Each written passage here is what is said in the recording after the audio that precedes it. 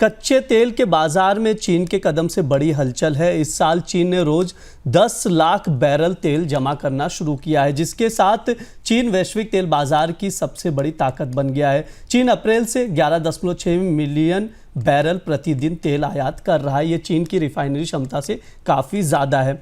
Sir, चीन कितना तेल जुटा रहा है और क्यों, ये भी समझाइए। साथ ही ये भी बताइए कि बाजार पर इसका क्या असर होगा। चीन ने अब कच्चे तेल की खरीद को लेकर, क्रूड और पेट्रोलियम प्रोडक्ट्स की खरीद को लेकर अपनी नीति बदली है और ये बदलाव भी हाल में ही हुआ है और उसका असर हमें दुनिया के बाजार पर दिख रहा है।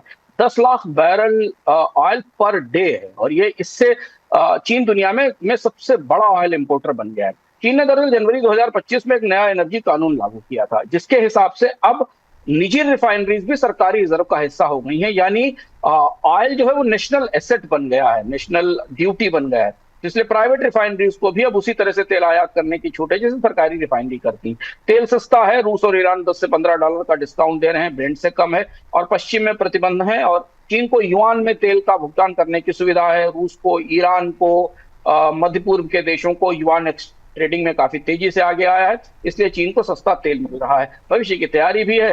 मलक्का में, होर्मुज में, ये जो प्रमुख चोक पॉइंट्स हैं, जो स्टेट्स हैं जहां लगातार हमने अभी हाल में विवाद देखा, उन विवादों के कारण भी अंतर्राष्ट्रीय स्तर पर तेल की आपूर्ति थमने का खतरा है, इसलिए भी वो आगे की आशंका के लिए स्टॉक कर रहा है। और इसका असर यह है कि बाजार में रिफाइनरी की मांग कम है, लेकिन बाजार में जितना अतिरिक्त तेल ओपेक ने छोड़ा था वो सब चीन ने सक कर लिया है, सोख लिया है। चीन अपने स्टोरेज को बढ़ा रहा है, 11 टैंक और 11 नए टैंक बना रहा है। 340 मिलियन बैरल की नई कैपेसिटी क्रिएट की जा रही है। अभी 60% कैपेसिटी बढ़ी है, 40% कैपेसिटी तक के लिए अभी तेल और खरीदा जाएगा। चीन का कुल स्टॉक अब 1 अरब बैरल के आसपास पहुंच गया, यानी चीन अब दुनिया का सबसे बड़ा स्विंग बायर बन गया है और ये चीन के तेल बाजार में अपनी ताकत को दिखाता है और इसी वजह से कच्चे तेल की कीमतें $60 से नीचे नहीं गई, जबकि अंतर्राष्ट्रीय स्तर पर सप्लाई ज्यादा है। अगली खबर की ओर चलते हैं। रूस यूक्रेन युद्ध के बीच दो बड़ी शक्तियां न्यूक्लियर अभ्यास में जुटी हैं। बीते हफ्ते में रूस और नाटो ने एक साथ न्यूक्लियर ड्रिल की है।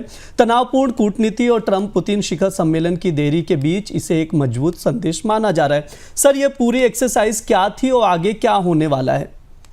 बुडापेस्ट वाली बैठक रद्द होने के बाद ब्रिज रूस ने अपनी आक्रामकता बढ़ा दी। दूसरी उसकी वजह थी कि यूक्रेन ने जिस तरह से रूस के एनर्जी इंफ्रास्ट्रक्चर को ब्रेक किया है, गैस को और ऑयल को, उसका बड़ा असर रूस के कॉन्फिडेंस पर भी पड़ा है और उसे मजबूत करने के लिए पुतिन ने अपनी खुद निगरानी में न्यूक्लियर ट्रायड के तीनों हिस्से टेस्ट किए, यानी जमीन, समुद्र और हवा में जो मिसाइल सिस्टम्स थे उनके का परीक्षण किया गया और ये चेतावनी का संदेश था। इससे ठीक पहले नाटो का भी एक न्यूक्लियर एक्सरसाइज चल रही थी, जिसमें 14 देशों से 71 विमानों ने हिस्सा लिया था। इसमें भी न्यूक्लियर शेयरिंग, विमान सुरक्षा, नॉर्थ सी पर उड़ाने, इस तरीके के तमाम अभ्यास किए गए थे।